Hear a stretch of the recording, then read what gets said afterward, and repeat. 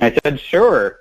And I had no idea at the time that there was no curriculum, no standards, no resources really out there for me. I thought, surely this is the 21st century. We have these things out here already, but there's nothing.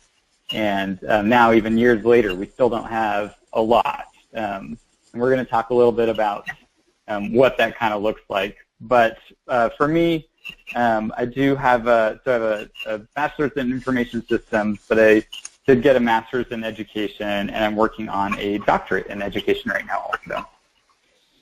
So I want to start out with MacGyver. And if you never watched MacGyver in the 80s, then you really missed out. It's a great show about an innovative problem solver who took odds and ends to make solutions that got him out of tight situations. And right now in the world of computational thinking, especially for those of you who are integrating CT into their classroom activities, we have to take on the role of MacGyver. We don't all have to grow mullets, but we do have to piece things together to make our own computational thinking resources. There just aren't a lot of complete solutions out there for us to use. So personally, I think this is a really fun time to be in education, at least in this field of computational thinking. And right now, we don't have the standardized tests or even standards for computational thinking. So this allows us to experiment and creatively teach CT in new ways without the pressure of test performance, which to me is a lot of fun. But this freedom does come with challenges, right? As teachers, we have to constantly be in a state of reflection, modification, and refinement. There are so few resources for our lesson plans that integrating CT makes it much more difficult for us, and we usually are the ones who have to make everything ourselves. I recently sat on a panel that defined the role of a computational thinking integration specialist, and someone on the panel said that they hope they never see a textbook that says computational thinking aligned curriculum, right? They don't want like a big sticker on the front of their math book saying CT aligned curriculum. And I thought that was an interesting comment. Someone earlier asked if we could ask questions in the chat during the presentation, and I hope you not only ask questions, but right now I did want to take a quick break to get some feedback from you. So thinking back to what this panelist said, I hope to never see a CT-aligned curriculum sticker on my math book. Do you think that, do you agree with that, or do you disagree? Do you hope to see that curriculum becomes so standardized in computational thinking that even Pearson is saying this is a CT-aligned curriculum? So I'm going to give you like 1 minute, and I'm excellent at wait time, so if nobody answers in the chat, we'll just wait here all night long. And I want to see what your reactions are to that kind of comment. I love it. I'm loving the comments coming in because I wanted to see kind of both sides, and it looks like we're getting some comments from both sides saying, it could be a good thing to be aligned, but we also like to have the control as teachers. Yeah, and it should be a part of everything, not just math. You're right, Jessica. I just gave an example of like a math book, but you're right. It could be in science or ELA or any arts, PE.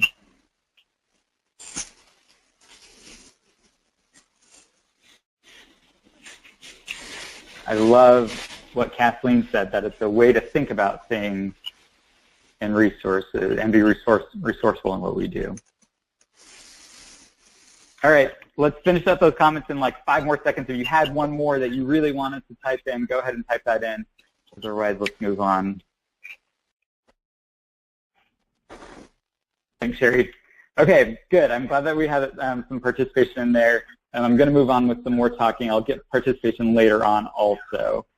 So here was just a quick example of a librarian. I pulled this out from the district that I'm working with this year. I saw this in the classroom last week. And basically they're using Amelia Bedelia. They're reading the book together. And then the librarian has asked the children to pull out the sequence for some of the directions that Amelia Bedelia does in the book. And so you can see we're doing sequencing even in our librarian time. So while I was a teacher, I taught at a high-needs elementary school in South Phoenix. And many of my students were multiple grade levels behind in ELA or in math. But I actually was able to teach a siloed coding class, which I know is different than a lot of you are doing the integrated computational thinking.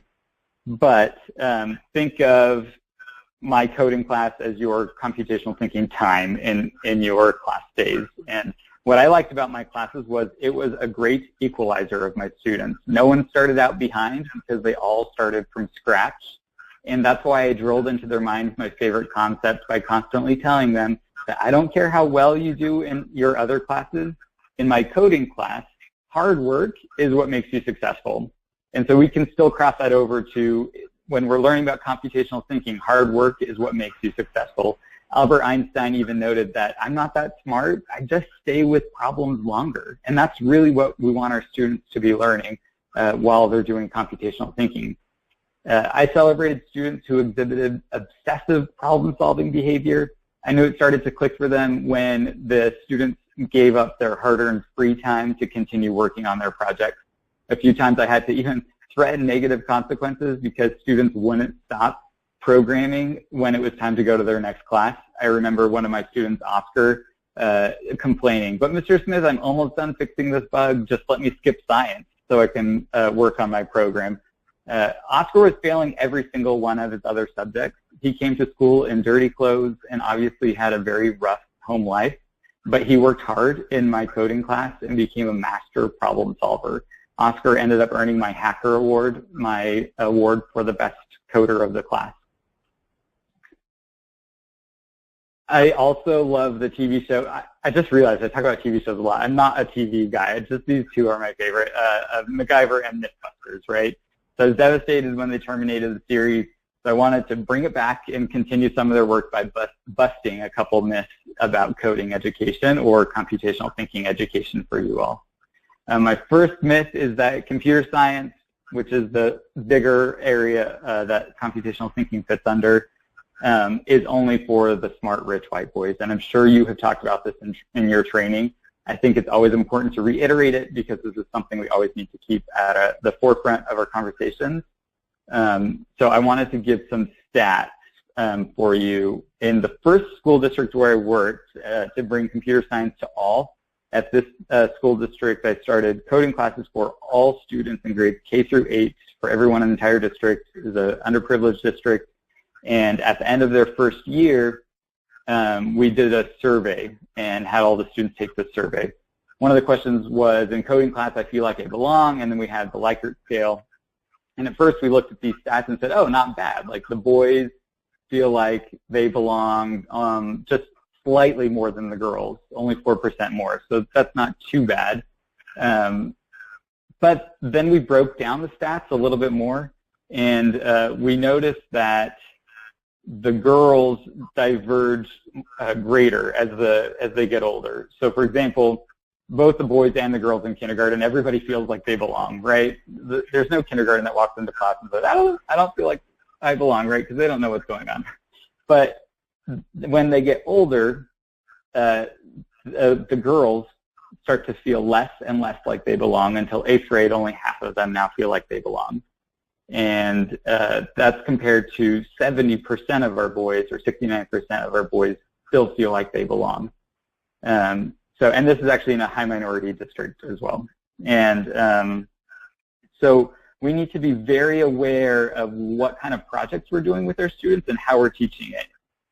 Even when we're integrating, we need to make sure that we're not just favoring the boys over the girls, and we're not treating them differently. We shouldn't have different expectations. We need to make sure we have an inclusive classroom. So as an example of this is another example from when I was teaching. The girls like to do social projects or projects that make society better. So if you ever are doing a class project where you're kind of, you have a computational thinking concept and you want to focus on that concept by giving them specific projects, make sure those projects are something that the girls will be interested in. So socially aware type projects. So here's an example where when I was teaching, one of the girls in the school had passed away. And without prompting, a group of girls from one of my classes came to me and said, Mr. Smith, we'd really like to make a project for a friend and show it at her memorial service at the school. And so I said, yeah, go ahead. This is a great idea. And what they did is they made this little project in Khan Academy. You can see the code on the left, and this is an animation of what their program looks like, where you click on one flower at a time, and each flower, when you click on it, displays an attribute of the student, the friend that they had that had passed away. So this type of project is what girls like to do. And the girls are doing this while, in the same class period, the boys are over there making their games or silly projects, while the girls are doing these amazing things. And this isn't just for the older kids. Here are some first graders. I love this little animation because you can see the boy starts out with the pen, and then the girl takes it, and you can see the girls are not afraid of taking over for the boys, and they don't feel excluded from this class. They definitely feel like they're part of this process for whatever project they're making right now on the whiteboard. So another myth I wanted to bust was that we can teach kids to code simply by getting them on programs like code.org or Equitable or whatever. I wanted to talk about this because I hope when you're integrating this into your other subjects, you're not just saying, well, this code.org lesson does angles, so I'm just going to stick the kids on there, and we're not actually going to talk about the computational thinking concept that they're learning aside from angles, right? Research has shown that mere exposure to coding without teacher guidance often yields little learning. So this may sound obvious to many of us as educators, but there's been this popular attitude among us that we can just sit kids in front of a Learn to Code website and they'll soak it in. And you may respond, but I've seen kids complete so many projects. They've done all of these projects on Scratch, or they've completed all of Course 1 on code.org. And when I started out, I made the same mistake. I assumed that completion equaled student growth, but then I started to assess their student learning of computational thinking and found out that even after a whole year of learning to code on one of these websites, that it's very possible for them to have gained nothing in terms of computational thinking. And I remember interviewing some students after a whole year of working on code.org and just asking them what a loop is and when you should use it. And everybody knew what a loop was, but it was actually very rare that I found students that could understand when iteration should be used and why it's important in our programming. So make sure that we're hitting on those computational thinking concepts. Also, the differentiator here is the teacher. Those teachers with amazing teachers learned an amazing amount. And we need teachers who understand computational thinking and coding and who are great learning facilitators. Another thing that I've learned from my experiences is the importance of reflection and having the students reflect. If students aren't given an opportunity to be metacognitive about their learning, they won't solidify their understanding of computational thinking or the problem-solving process. So it's really important that we give them a second to reflect on what they've been doing.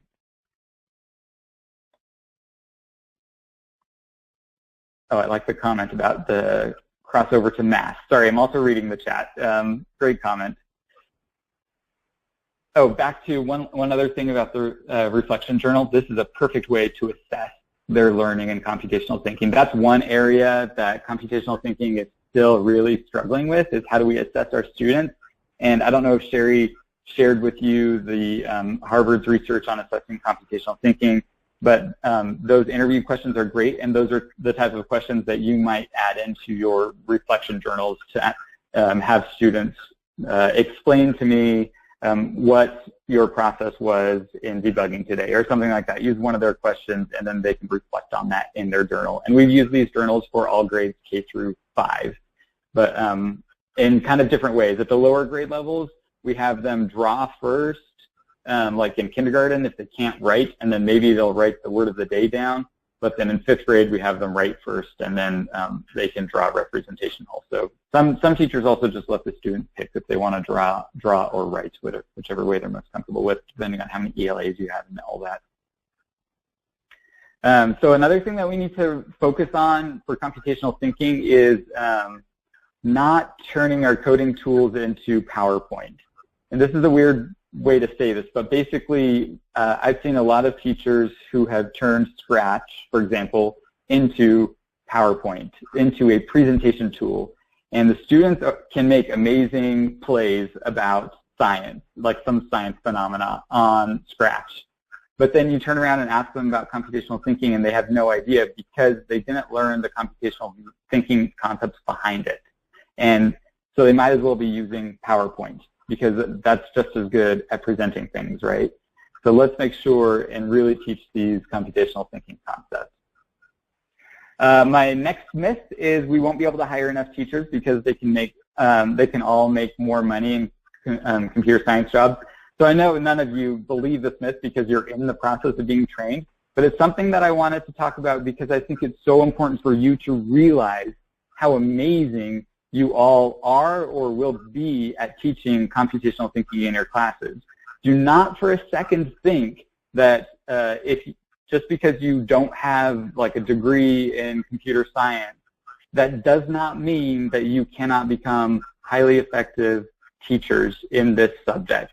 In fact, I've tried to take programmers and turn them into coding instructors in an after-school program that I helped out, and it failed. It bombed. They were the worst teachers in the world. But I've taken many teachers, PE teachers, music teachers, librarians, instructional coaches, the whole gamut of educators, and they have all made excellent coding teachers.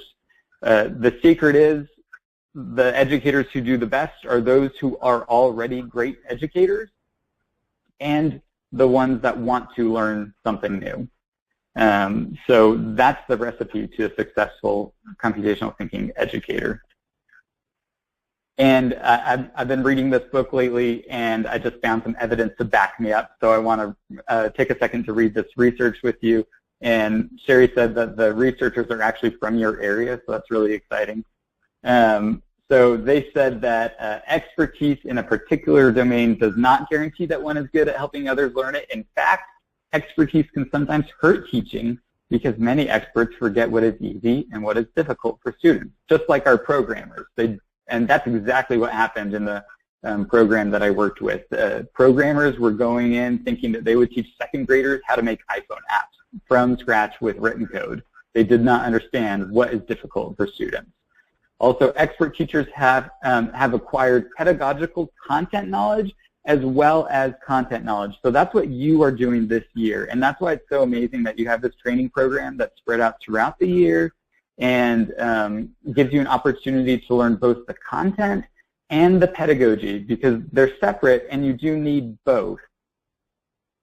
Along those lines, I wanted to talk about this is the year of you, right? So I tell the teachers that I work with that their first year of learning computational thinking is the year of you.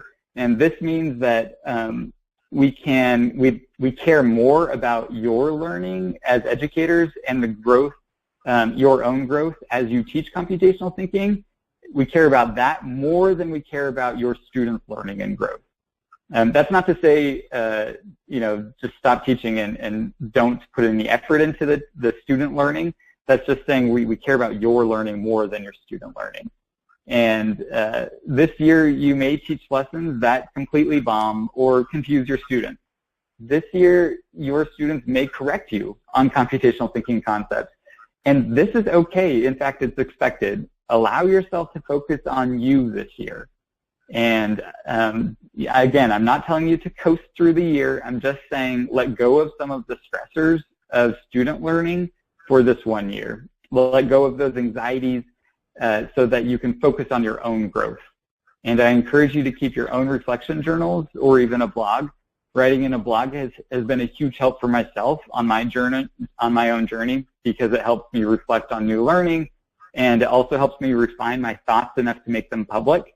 And I started a blog a while ago just for my own benefit, and honestly, I didn't think anyone would read it. I am going to show you my blog a little bit later because it has become helpful for some people on their journey to kind of see what I have been through and what concepts I have been learning. But first, before we get to that, I wanted to check out a few videos. So this is going to be a little interesting. If any of you are just sitting back at your computer, this is the time to perk up and answer the question on the screen that says, what does Isla's attitude towards mistakes tell you about the culture of her class? Can you tell me about your program that you're making right now? Well, I'm making it so the angry bird can reach the pig. I think if it goes up, then side, then down, but if it doesn't do that, I have to debug. What is debugging? Debugging means, well, if you make a mistake, you have to go back and fix it. Oh. So, that's what debugging means. What was the word that you were working on today? It starts with an S. Do you remember when you put it in order? Sequencing. Sequencing. Is that what you're working on, making sure all the blocks are in order? Yeah, they're all the same. And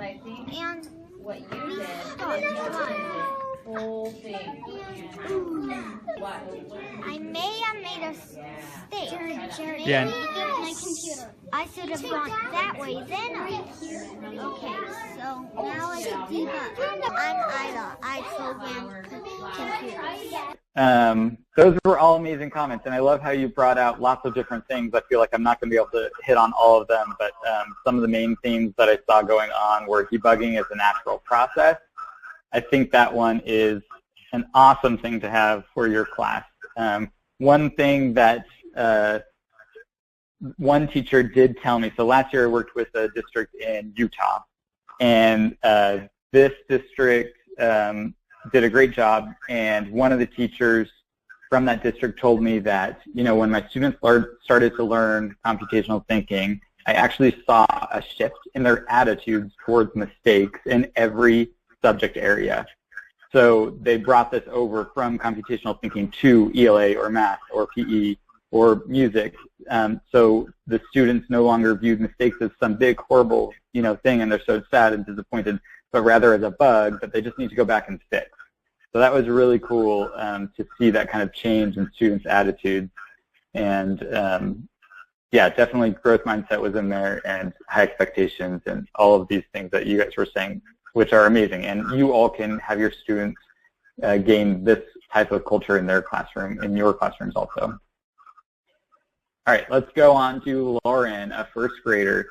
So we're going to do the same type of activity where you'll watch the video, then respond to the question. Okay, this is my name, Lauren, and I go to McFarland, and I'm in first grade. Lauren, do you remember what a list of steps is called? What is that called? An algorithm. An algorithm? Are you making an algorithm on the computer? Yeah, but I'm doing it, and then I'm going to put the repeat block. What does the repeat block do? It repeats something over and over again. Why is that useful? So you don't have to put so much blocks. While you're typing in the last comment, I did want to go back real quick. I forgot to comment on, Jenny made a comment earlier, back when I was talking about projects for girls and boys. She's totally right. Jenny said that, you know, we shouldn't just think about boy projects and girl projects. That's right. What I wanted to bring forward was just the fact that traditionally a lot of these projects have been geared towards boys, especially if you're on certain websites that teach coding. So you need to be aware to bring in other types of projects. And I totally agree. We don't just have boy projects or girl projects. We want to have a gamut or a spectrum of projects that students can have choice into. And that's a great point, Jenny. Thanks for bringing that up. Okay, coming back to Lauren, isn't that great? I love these videos, these little coders. They're so adorable. Gotta love the early childhood. So I saw a lot of great things, and I really wish that we could have a full-on voice conversation with these, because I would love to hear all of your voices with this. I'm not sure if this format is going to conducive to that. But Sherry, if you want to jump in and point out any of these, then that would be great too. But I saw a lot of good things about front-loading vocabulary and actually teaching them the concepts and teaching them the why behind all the concepts. These are all definitely things that contributed to Lauren's understanding of algorithms and loops. She understood that it's efficient and all these things. I didn't see anything in here that was way off base. These are all things that we should all be doing in our classrooms so we can have students like Lauren who are understanding the computational thinking concepts. So she's a first grader understanding this concept. So that's a real, usually when I show this video, I show it as validation that we can teach young students these types of concepts and how to code. And that should give all of us hope that even if we're in the kindergarten or first grade, that we can still do this with our students successfully. We do have one more video. So here, what's happening here is this is with the current school district that I'm working with. What they are doing is they're having their SpEd self-contained class integrate with the other, I think this one's first grade, I can't remember, first grade class, and they have paired programming going on. So we have one student that has SpEd resources with another student, and they work together on one computer. And I want you to pay attention to the facial expression of our student in the video. And basically, also I want you to reflect on what, if any of you have had ideas already, not necessarily from this session, but just in learning about computational thinking this year. Have you had any ideas about how to make sure that CS for all really means all in our classrooms or in our schools? So let me put up the video link. Get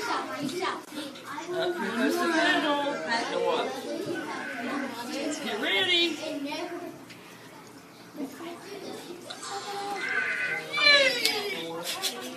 Look at Miss Thomason.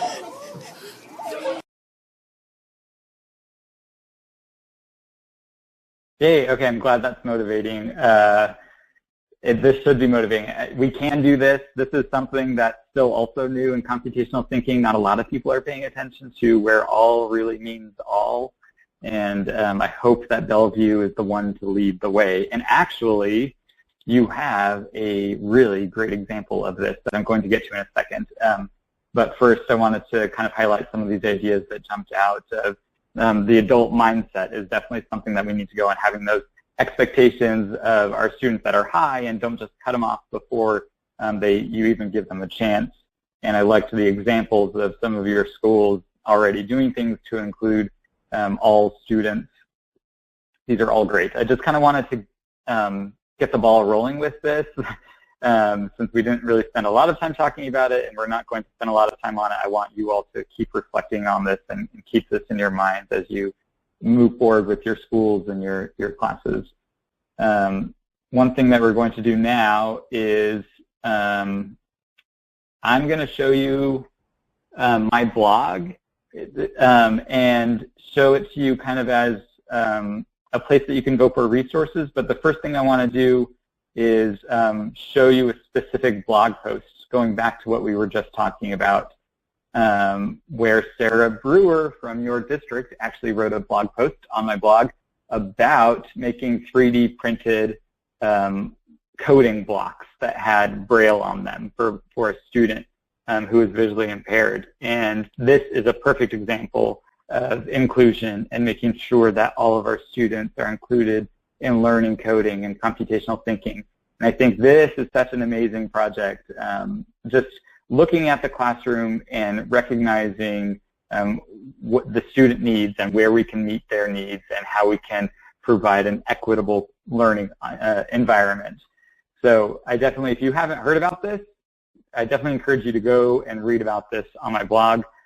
Before you do that, though, I wanted to give an overview of some of the resources that I have available. If any of you will be interested in them in the future, you might be, you never know. So I have my blog, which I try and keep updated with new things that are happening in the classroom. and you might be interested in some of those things. The other thing that I have is I have curriculum. I'm working on Scratch curriculum, so some of you might be interested in that because there might be projects in here that you may be able to integrate into your different lessons. And then I have a curriculum guide that was more for not integrated classes, but as standalone classes, so you might not really look at that as much. But I also have resources if, I know you're using it, right, and Scratch, and you've kind of already decided on resources, but if you wanted more, I have a list of rated websites that you can sort by grade level, platforms, and all that fun stuff. If you're into research, this list is going to get a whole lot bigger this semester for my school, my doctoral program. We have to do a literature review, and so I'll be putting like hundreds of research articles on here for anyone to go through and read about the research about K-8 computational thinking. And then I do have a few resources for you to download as well. What we wanted to do now is kind of get you in the mindset of thinking about other things that are going on. And so I'm going to post or comment the link to the website in our comment stream. And what I want you all to do is go to the blog and browse through some of the posts, and then maybe take a minute to briefly read through. They're all really short. I don't like writing long posts. So briefly read through one of them and find something that jumps out at you, maybe something that you want to research a little bit more into, or something that you agree with that you've already seen in your classes, something that's interesting.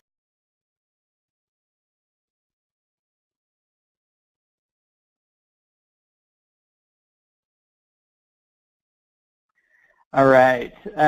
Thanks for those. I know that wasn't a ton of time, so some of you were probably still reading and didn't get a chance to comment. I hope that you can take this conversation to Twitter or something if you want. And I was going to take a brief second to talk about Twitter and what a great resource that is to share things. And you are now part of a very small community that is geographically large, right? So you're part of a group of teachers that are doing amazing things all over the world, and please do try and connect with them. One hashtag is CSK8. That's a great one, and they have Twitter chats every other week now that the school year has started, and there are a lot of great resources out there on Twitter or Facebook or whatever, if you can make your own personal learning network. Your thoughts on that? So as we're coming to a close, I'd like to thank Grant for your time and your expertise and sharing with us for our very first computational thinking video conference. And we just appreciate everything you put into spending this presentation and your time with us. So that was just a treat to have you. So thank you so much.